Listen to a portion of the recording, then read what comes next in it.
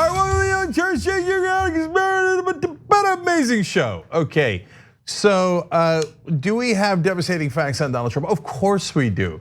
Are we going to take glee in them? Hey, no, this is a sober-minded show about the facts. No, we're gonna have a lot of fun. There's a headline in Mediaite. It's been like on the front page for a few days now. It's something along the lines of Democrats shouldn't celebrate the impeachment of Donald Trump. Oh yeah, sure.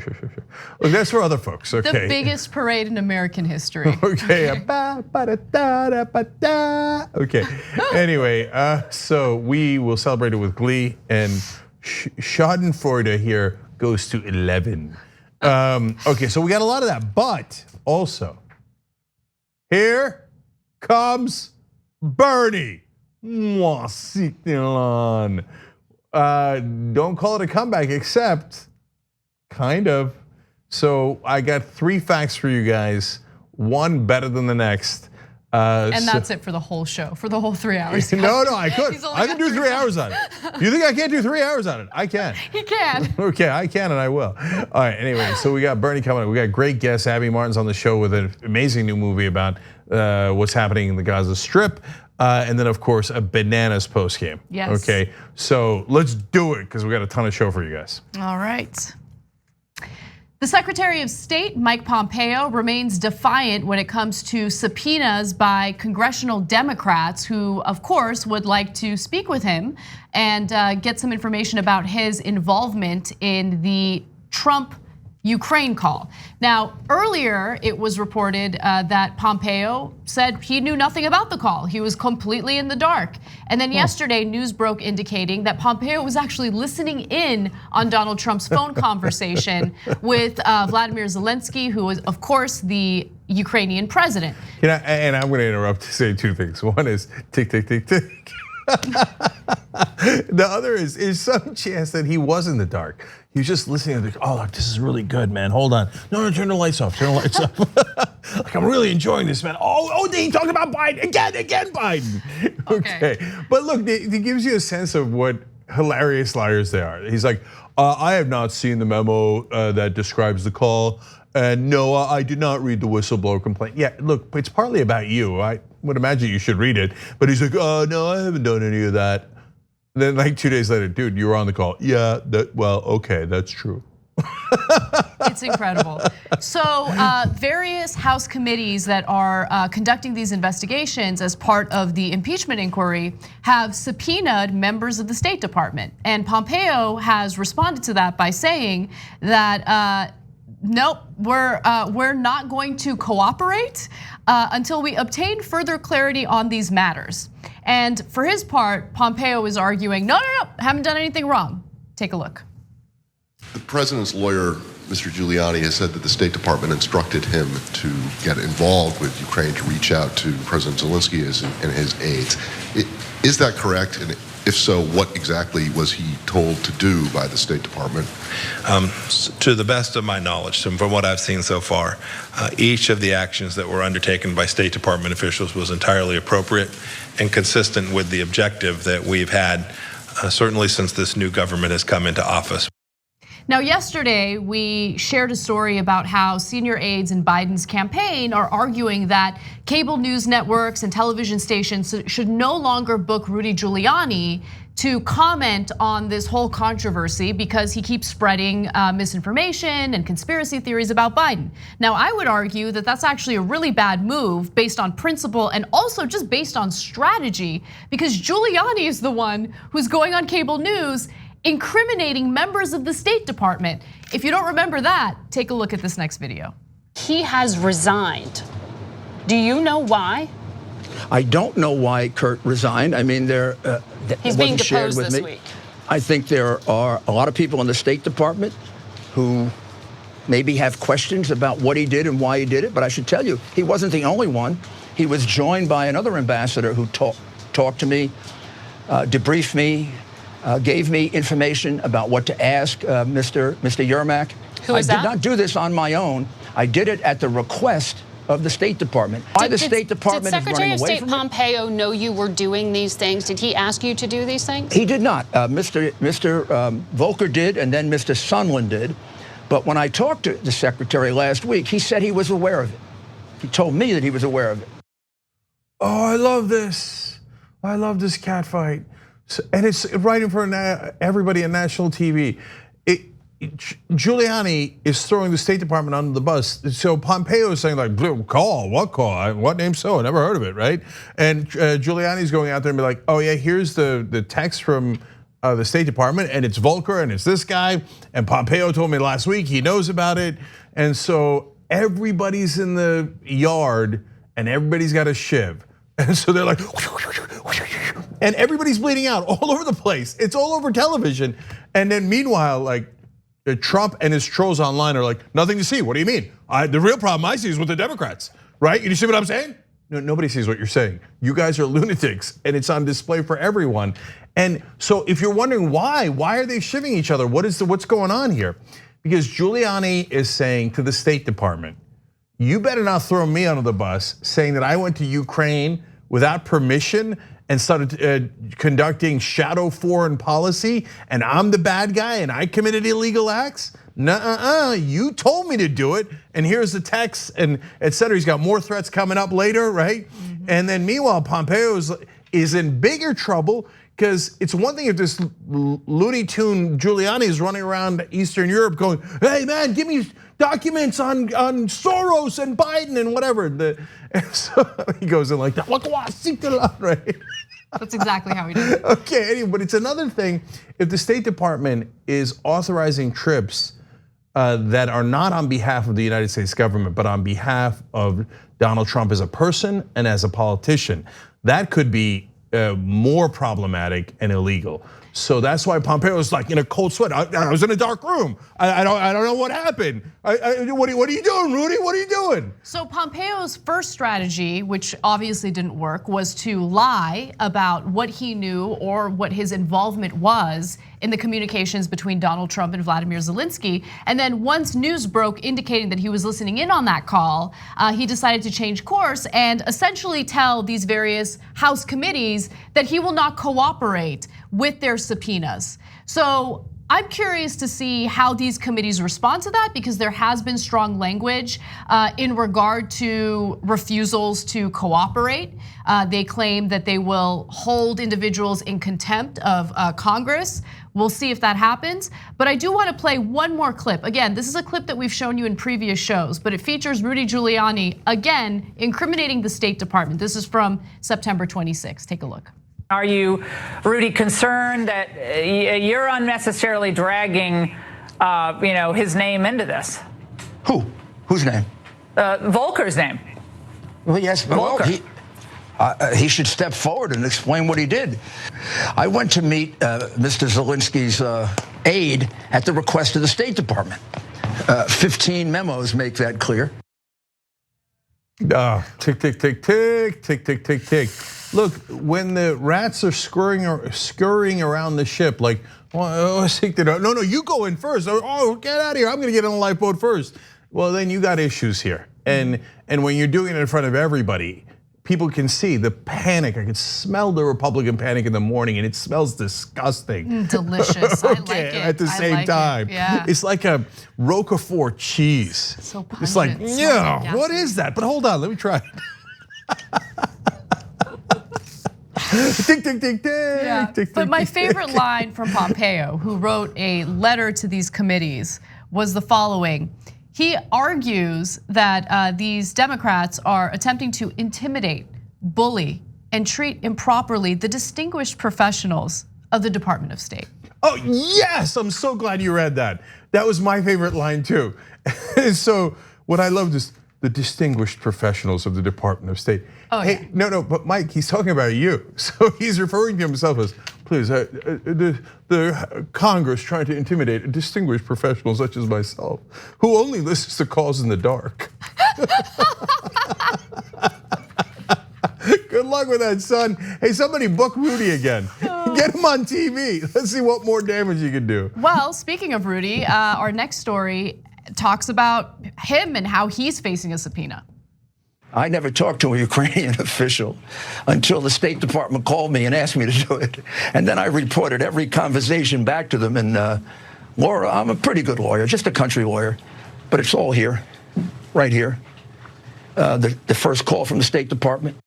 Well, Trump's personal lawyer, Rudy Giuliani, flaunting and boasting about the fact that he has evidence and recordings of members of the State Department has led to a subpoena toward Giuliani. Now, various House committees have subpoenaed Giuliani in order to testify and share documents in regard to this impeachment inquiry. And the subpoena does require Giuliani to produce communications, including text messages and phone records regarding Biden's son, Hunter, who served on the board of a Ukrainian energy company, and efforts by Giuliani or his associates to pressure current or former Ukrainian officials to investigate matters regarding Biden or any other American. So this was sent to him by various chairmen on committees that are investigating Donald Trump and doing this impeachment inquiry. Okay, two things about this. First of all, when he grabbed the phone to put it up on air, I was like, yes, because I thought there was a 24% chance it was accidentally going to show porn. You know, because with the conservatives, they're always like, we're family values, these some bitch liberals. And see, look at my phone. Oh, 69, I didn't mean that. Could have popped up on anybody's phone. It could have popped up on anybody's phone, okay? When it came on, I was like, come on, show it to me, show it to me. But it turns out he didn't have that. Don't put up your phone on TV, it's a terrible idea. It really is. Okay, and if you are going around saying, hey, I got the documents on my phone, guess what's gonna happen? You're gonna get subpoenaed for those documents. And so I'm gonna laugh my ass off when Rudy's like, documents? What name so? He's like, I don't have any documents. Dude, you put it on TV and you said, they're right here, they're right here. And you think he won't turn around and be like, I don't know. I mean, he's a clown, so who knows? It's really a wild card. Who knows what he actually has, whether there really is dirt on State Department officials who he claims he worked with in order to do this investigation into Joe Biden. But the chairman of these committees also asked Giuliani to hand over communications regarding US foreign assistance to Ukraine. Remember, Donald Trump had put a freeze on that foreign assistance, and any efforts to withhold or delay it. Now, Giuliani was asked whether or not he plans on cooperating with the subpoena, and here's what he told Sean Hannity. Would you testify? Because I think Jay Sekulow is absolutely right. You don't have to do anything. Oh, I don't know. I'm weighing the alternatives. I'll kind of like go through it. I'll get all my evidence together. I'll get my charts. I don't know if they let me use videotapes and tape recordings that I have. If they let me get some of the evidence that I gathered. Can we just talk about the insane double standard when it comes to responding to a subpoena? If any other average American goes on television or makes public statements about like, I don't know, I'm really considering whether or not I'm gonna cooperate with this subpoena. No, you're gonna be in trouble. Whereas Rudy Giuliani is like, I don't know, I'm just milling about, making up my mind, on the fly. Let's see what I'm gonna do. Yeah. So he actually, to be fair, because we can't help but be fair, he would have an interesting case against a subpoena that others wouldn't, because he's the lawyer for Trump. So he could say attorney-client privilege, and that would be an interesting legal argument, right? And I don't know where I would come out on that, or legal scholars would come out on that. But what's really interesting is that he's not going in that direction. My guess is he will eventually, be crazy not to. And that doesn't mean it's gonna work, but it's at least a very fine, arguable point, right? Instead, on Fox News, he's saying, I got videos, I got pictures, I got this, I got that. And so that is not a threat against the Democrats. That actually helps the Democrats. That is a threat against the Trump administration. Specifically the State Department. Yes, I want you guys to absorb that. This is not Rudy versus Democrats. This is Rudy versus Trump's State Department. And so they're fighting on television and saying, oh yeah, I got documents, I got documents. Oh yeah, I'll go show them to the Democrats. No, I'll show them to the Democrats. Here, I'll show it right now on TV, right? So that's a great place to be if you want to find out more information about what Trump did, because apparently the Trump team is fighting internally and threatening to reveal all of it. By the way, if Trump didn't do anything wrong, what is there to reveal? I mean, this goes back to Trump constantly saying, it was a perfect phone call. First of all, what's a perfect phone call? I mean, have you ever had a perfect phone call? Have you ever gotten off the phone? That was perfect. Nailed it. Nailed it. Right. Anyway, so, but he's saying it's a perfect phone call. Great, no problem. The transcript of the call is in the secret servers that you hit him in. So release the transcripts. Let's find out how perfect it was, right? Meanwhile, Rudy's like, I don't want to wait, man. I'll just tell Democrats now.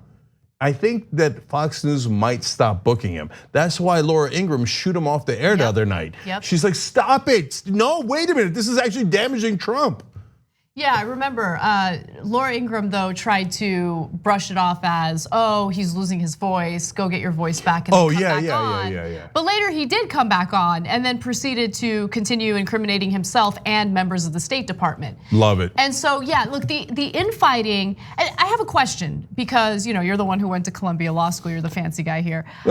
Please, so I mean, I didn't say anything. I know that there's attorney-client privilege because Giuliani is Donald Trump's personal lawyer. But Rudy Giuliani doesn't serve as the State Department's personal lawyer. Well, listen, as a JD, I can comment on this. Go ahead. Please. I would really appreciate your expertise. No. Look, this is really simple. Of course, he's not the State Department's lawyer. He's work for the government. He doesn't work for the government at all. That's why it's both a political, ethical, and legal issue that Giuliani's out there seemingly representing the United States of America when he is in no way, shape, or form even in the government, let alone has the authority within the government to make claims or promises on behalf of the American people. So no, he would not have any attorney-client privilege regarding the State Department, any texts, videos, phone calls they sent him. So when he says that on air, he's getting himself and the State Department in a world of trouble. Because when he's talking to Trump, who is his client, there he could have attorney-client privilege and protect that to some degree. But they should have kept this fight internal, but as usual, incompetence reigns supreme in the Trump administration. I love it. It exploded into the national conversation. They made it public. Now, I don't think Giuliani has much of a choice. If you get a legal subpoena from Congress saying you do not represent the State Department, you said you have documents related to this issue from the State Department, give me the documents. I think he's got to give them. I don't think he has a choice at all. So he has until October 15th to hand over the documents that they're requesting. And the chairman of the House Intelligence, Oversight, and Foreign Affairs Committees included this line, or this paragraph, I should say, in their letter. They say your failure or refusal to comply with the subpoena, including at the direction or behest of the president or the White House, shall constitute evidence of obstruction of the House's impeachment inquiry and may be used as an adverse inference against you and the president. And in regard to Giuliani, he gives mixed messages. So in the videos that we showed, there was some indication that he's willing to cooperate. But via Twitter, he wrote, quote, I have received a subpoena signed only by Democrat chairs who have prejudged this case. It raises significant issues concerning legitimacy and constitutional and legal issues, including inter alia, attorney-client, and other privileges, as Cenk mentioned earlier. It will be given appropriate consideration. So he has already thought of possibly citing attorney-client privilege, but as we just mentioned and summarized for you guys, that doesn't necessarily apply to some of the accusations he put out there about the State Department. Yeah, and the idea that, hey, listen, it's just Democrats that are asking for it is totally irrelevant. So as we told you on yesterday's show, the Republicans subpoenaed the Obama administration over 100 times when they were in charge of Congress. Or the Obama administration didn't get to say, yeah, but that's because it's a Republican-led Congress, so I'll just ignore a legal subpoena. Nah, that's not how it works. And Eric Holder did once not comply with Congress and he got in trouble for it. In fact, I thought he should have gotten in bigger trouble for it. And see, what's the great thing about doing an honest show? We don't have to worry about partisan games. So when Holder did the wrong thing, we called it out every time. When Hunter Biden's on the board of that Ukrainian gas company, he's on there because of his last name. Everybody knows it. The dishonest shows and partisan shows have to cover up for it. No, Hunter Biden's totally fine. He's a huge expert on oil and gas in Ukraine. Huge expert, right? All right, if you say so, okay. Right. That's why independent media is important. TYT.com/join, okay. Plus, we have fun. And I think that Giuliani's going to have to give up the documents. Man, that is an old school reference. That's like from a clip. Oh wait. Yes, from a clip from like 10 years ago, when a woman was exercised about documents that were in her at the school that her daughter was going in, because she was worried about having sex in the classroom. In fact, live sex. And they had the documents to prove it. That was one of the best videos. Could you imagine if Adam Schiff gets out there and he's like, Rudy Giuliani, we're gonna need those documents? She sounds like my mom. Like that's exactly how my mom would sound if she found out that there were students having live sex in the classroom I was in. I think you mean live sex. All right, that was, by the way, total curveball. Did not expect that. That's what I do. I throw curveballs all day long. Oh, yes, you do, especially 15 minutes before showtime. All right, guys, we got to take a break. And when we come back, the Inspector General for the intelligence community had to issue a rare statement debunking the conspiracy theories that Donald Trump has been spreading. We hope you're enjoying this free clip from the Young Turks. If you want to get the whole show and more exclusive content while supporting independent media, become a member at tyt.com/join today. In the meantime, enjoy this free segment. All right, back on the Young Turks. I love your comments so much, I'm gonna have to read a lot of them. So first, the member section, as always, tyt.com/join to be a member. Megan says, it also shows how selfish Biden is. Quote, yeah, he's taking out a bunch of Trump people, but it might maybe hurt me, and that's the most important. Totally, of course that's how Biden thinks. To be fair, that's how most politicians think. Eclectic Miscellanea says, my daughter is better at lying than Pompeo and Trump combined, and she's only 5. Low bar. Expect better of your daughter. All right, Skellner says, can we get a TYT shirt that just says, tick, tick, tick, tick, tick, tick, tick, tick. Come on, shop tyt.com. What are you doing, right? Of course. But you guys can design it and send it to us, and then if it works, we give you like $100 or something. Anyway, figure out how to do that. Good luck. Okay, super last thing writes it on Twitter. As a TYT member, I have to say, Anna's face whenever Cenk says tick, tick, tick, tick is everything. I didn't realize I made a face. I probably like roll my eyes or something. Oh, I'm sure. And I hate that. Like, I don't hate it, that's too strong a word. But like, I just feel like you use it too much and prematurely. For sure, Cenk. Okay, don't make me do a poll where the audience says I use it too little. No, let's do a poll. I don't know, I could be wrong. I hope I'm not like completely disconnected from the audience, but I would argue that they'd agree with me. Oh, now it's on. Now it's on. All right, we'll work on the poll. We'll get back to you guys maybe tomorrow, okay? But it's on. So anyway, they finish up saying, now to you, Anna, can't wait for you to lose $200. LMAO, still love you, Casper. By the way, same. Like right, if it happens, I'll be very happy. Yeah. Cat Tiger Cozy agrees with Megan in the member section. Joe Biden, why are you telling MSNBC, ABC, CBS, CNN, and other networks not to give Giuliani airtime? He's doing great. Yep. And Mark says, I'm really hoping that the series finale of the Trump show ends like the series finale of Seinfeld. Trump, Pence, Barr, and Giuliani sitting in a cell bickering with each other. Sounds great. Speaking of Seinfeld, tonight on Old School, Wayne Fetterman is on. Wayne's a fantastic comic, and you've seen him in almost every show you've watched, but also a big part of Curb Your Enthusiasm. So he's gonna be on tonight at 6:30 Pacific with me and Ben. So look, tyt.com/join. You get all of our shows anytime you want. Get the app, it's fantastic. Casper. I just got an Instagram comment that said, never enough tick, tick, tick, tick. Yes. That's one person. That's one person. I wanted to remind you guys about one of our partners, and this is a great partner because they help to keep your online activity safe. NordVPN. You should be using a VPN anytime you're logged in online. It helps to, prevent hackers from figuring out what you're doing and how you're doing it. Go to nordvpn.com/TYT in order to get a huge discount. You get 70% off for 3 years, and you get the first month for free. So why not? NordVPN. Look, if you're not protecting your computer, tick, tick, tick, tick, tick, tick, tick, tick, until somebody busts you. Okay, I'm not saying anything, I've just said it. Now, with that said, let's go to our next story. Go. It used to be required that you had to offer direct, personal, firsthand evidence, or else this particular complaint, which is known as an urgent concern complaint, would be dismissed by the intelligence community inspector general. And that was changed sometime in the last year. And when we asked the D-N.Y and the ICIG for information on who changed it, when, and why, they straight up refused to answer that question.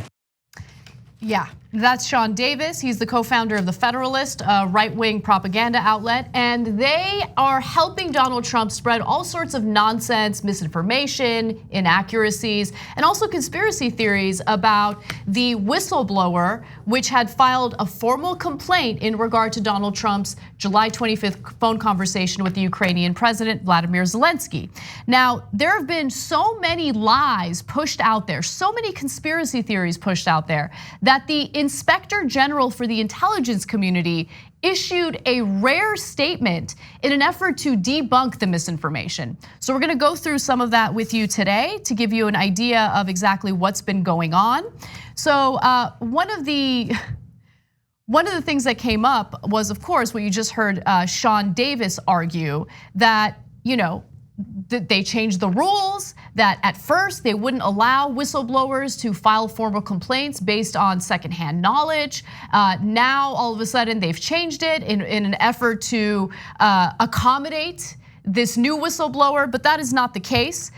When Sean Davis made that statement on Fox, immediately after that, Trump tweeted, "Who changed the long-standing whistleblower rules just before submittal of the fake whistleblower report drained the swamp?"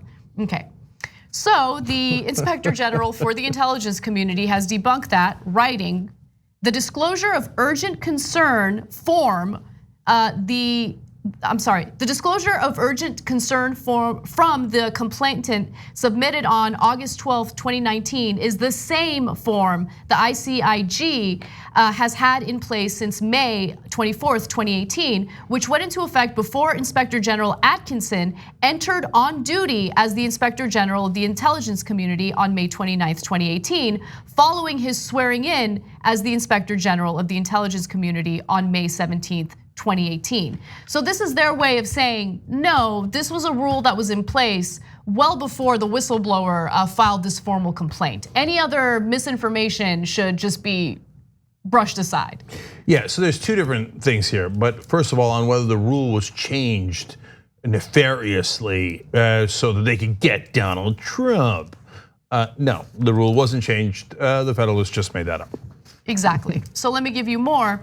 The Inspector General also writes, the complainant on the form he or she submitted on August 12, 2019, in fact, checked two relevant boxes.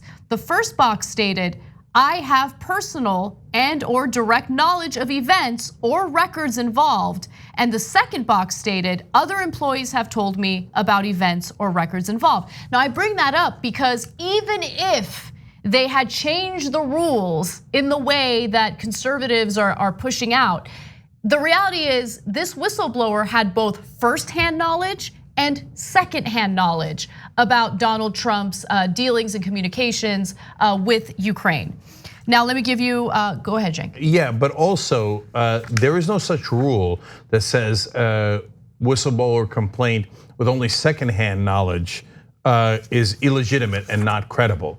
So Trump is saying, oh my God, and the Federalist is saying, oh my God, they changed the rules. Before it was not credible, now they made it credible so that they could get a secret person with a secondhand complaint, blah, blah, blah, blah, blah. None of it is true.